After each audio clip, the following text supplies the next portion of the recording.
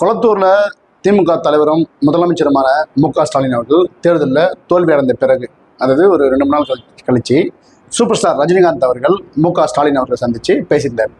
அந்த வீடியோ ஃபோட்டோஸ்லாம் வைரல் ஆச்சு. ஆனால் அந்த டைமில் தான் விஜய் அவர்களோட ஆட்சி அமைக்கிறதுக்கு 108 இடங்கள் இருந்த நிலைமையில் யார் ஆட்சி அமைக்க போகிறாங்க அப்படின்னு ஒரு பரபரப்பான சூழல். இதில் திமுக ஆதரவோட அதிமுக ஆட்சி அமைக்கலாம் அப்படின்னு ஒரு பேச்சு அடிபட்டுச்சு. இந்த பேச்சுவார்த்தைக்கு ரஜினி அவர்கள் மு.க.ஸ்டாலின் அவர்கள் சந்திச்சது தான் முக்கியமான காரணம் அப்படின்னு சொல்லி சமூக ஊடகங்களில் ரஜினி மீதான விமர்சனங்கள் வைக்கப்பட்டது. குறிப்பாக ஒரு சாரர் அவரை தொடர்ந்து விமர்சனம் செய்து வந்தாங்க. இந்த நிலையில தான் மு.க.ஸ்டாலின் அவர்களை சந்திச்சது குறித்து பத்திரிகைகளை சந்தித்து தண்ணீரை விளக்கம் கொடுத்திருக்காரு சூப்பர் ஸ்டார் ரஜினிகாந்த் அவர்கள். அதில் ஸ்டாலின் அவர்கள் என்னோட நீண்டகால நண்பர், அவர் கொளத்தூரில் தோத்தது எனக்கு மிகவும் சங்கடமாக இருந்தது. அதனால் அதை சந்தித்து அவர்கிட்ட கொஞ்ச நேரம் பேசியிருந்தேன்.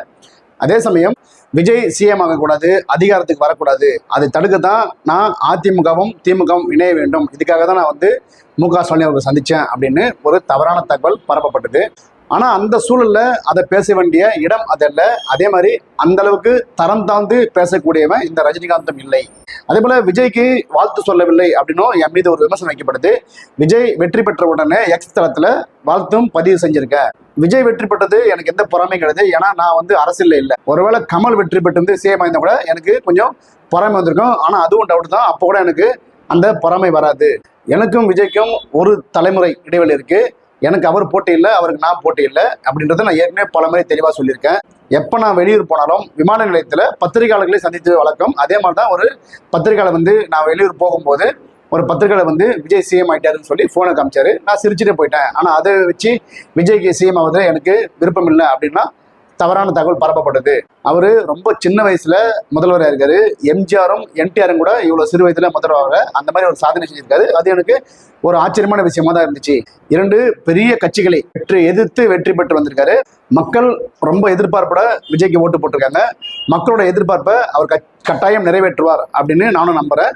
அதே சமயம் ஒரு 2 ஆண்டு காலமாவது அவருக்கு நம்ம வாய்ப்பு வழங்க வேண்டும். அதே போல விஜயோட தொண்டர்கள் கொஞ்சம் கவனமாக செயல்பட வேண்டும். ஏன்னா நீங்க செய்யற ஒவ்வொரு செயலும் அது விஜய் தான் பாதிக்கும் அப்படின்னு சொன்னவர். நான் ஒருவேளை அரசியலுக்கு வந்திருந்தால் 100% வெற்றி பெற்றிருப்பேன் அப்படின்னு இறுதியாக சொல்லி ஒரு வார்த்தை முடிச்சாரு. அவர் சொன்னது உண்மைதான். ஏன்னா ஒரு முறை அவர் அரசியலுக்கு வருவார் அப்படின்னு பயங்கரமாக எதிர்பார்க்கப்பட்டது. அந்த தேர்தலில் ரஜினி வருவார்னு ஒரு மிகப்பெரிய எதிர்பார்ப்பு இருந்துச்சு, ஒரு மிகப்பெரிய அலையும் இருந்துச்சு. ஆனால் அந்த தேர்தலில் அவர் அரசியலுக்கு வராமல் திமுக தமிழ் மாநில காங்கிரஸுக்கு தனது ஆதரவு கொடுத்தாரு. அந்த தேர்தலில் அவங்க வெற்றி பெற்றாங்க. அதை அவங்களே கூட குறிப்பிட்டிருக்காங்க, ரஜினியோட ஆதரவு தான் நாங்கள் வெற்றி பெற்றதுக்கு காரணம் அப்படின்ட்டு. ஸோ அந்த மாதிரி சமயத்தில் விஜய்க்கும் எனக்கும் எந்த விதமான போட்டியும் பொறாமையும் கிடையாது அப்படின்னு தன் மீதான விமர்சனத்துக்கு ஒரு முற்றுப்புள்ளி வச்சிருக்காரு சூப்பர் ஸ்டார் ரஜினிகாந்த் அவர்கள்.